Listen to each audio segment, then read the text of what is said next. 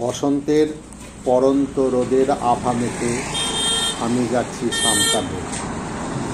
সামতাবের গ্রামের প্রাকৃতিক শোভা অবর্ণনীয়। তার উপর প্রধান আকর্ষণ বাঙালির মণিকোঠায় বেঁচে থাকা বরেণ্য কথাশিল্পী শরৎচন্দ্র চট্টোপাধ্যায়ের বসত বাড়ি।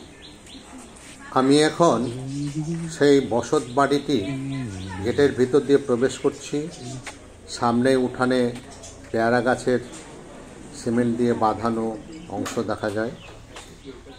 এই দোতলা বাড়িটিতেই তিনি তার জীবনের শেষ 12টি বছর কাটিয়েছিলেন, সঙ্গে স্ত্রী হিরণময়ী দেবী ও ভাই স্বামী বেদানন্দকে নিয়ে।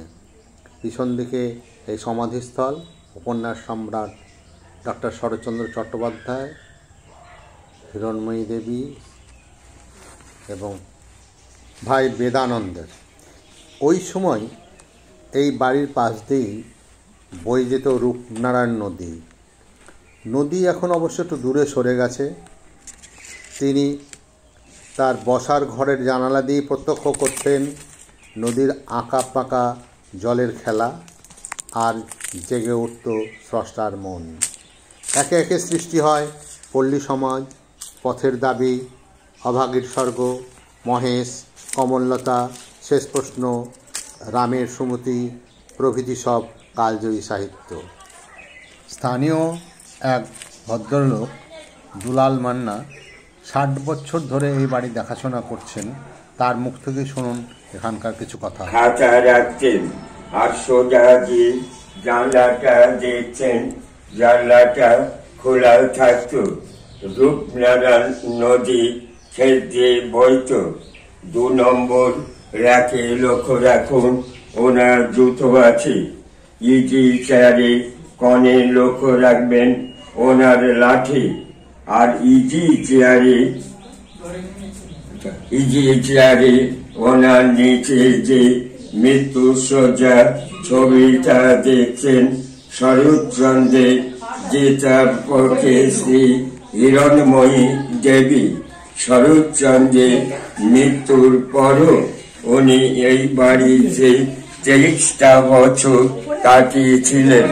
ওনার ছোট ভাই প্রকাশচন্দ্র চট্টোপাধ্যায়।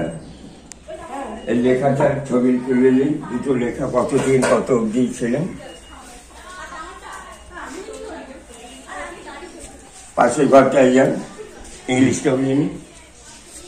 কাটতে গাছে যান, কাটতে গাছে যান। এটা বৌদ্ধ কানাল ছিল। এখানে বসে বিপ্লবীদের মিটিং হতো। ডান দিকে একটা ঘড়ি চলছে, লক্ষ্য রাখুন।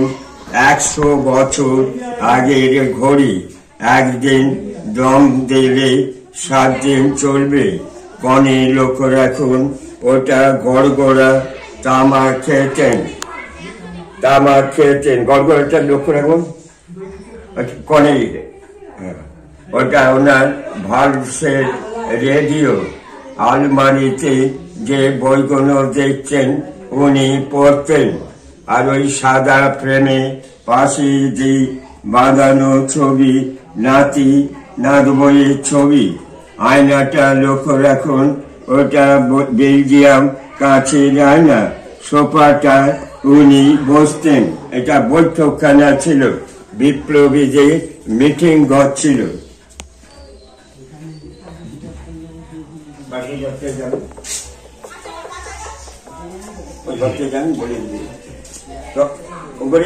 চলে আসবে না।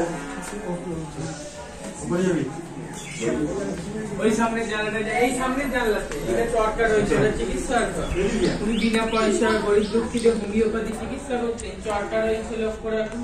হাওড়া জেলা কংগ্রেসের প্রেসিডেন্ট ছিলেন, তখন জাতীয় কংগ্রেসের সিম্বলে এই চরকা। ইজি চেয়ারটা রয়েছে, উনি বসে চিকিৎসা করতেন। গরিব দুঃখীদের বিনা পয়সা হোমিওপ্যাথি চিকিৎসা করতেন।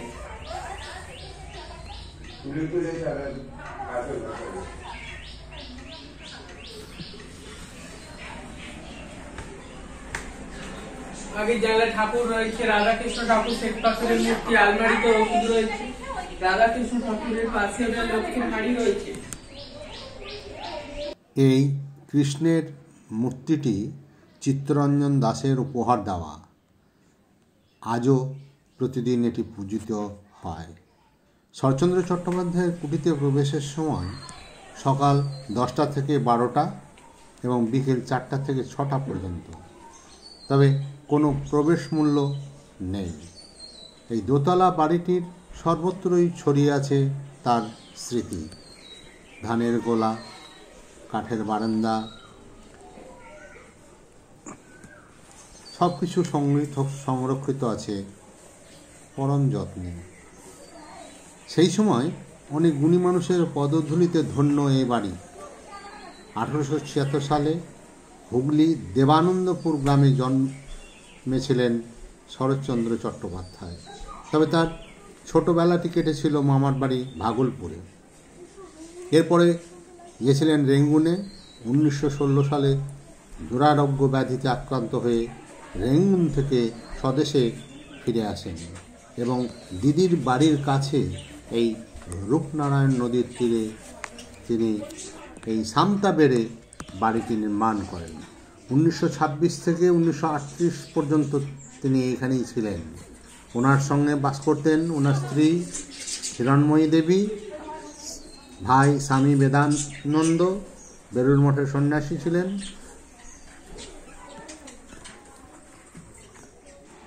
বাড়ির উঠোনে যে পেয়ারা গাছ ছিল সেখানে ভেঙে যাওয়ায় সিমেন্টের তৈরি করা হয়েছে, সেটাই রামের স্মৃতিতে পাওয়া যায়।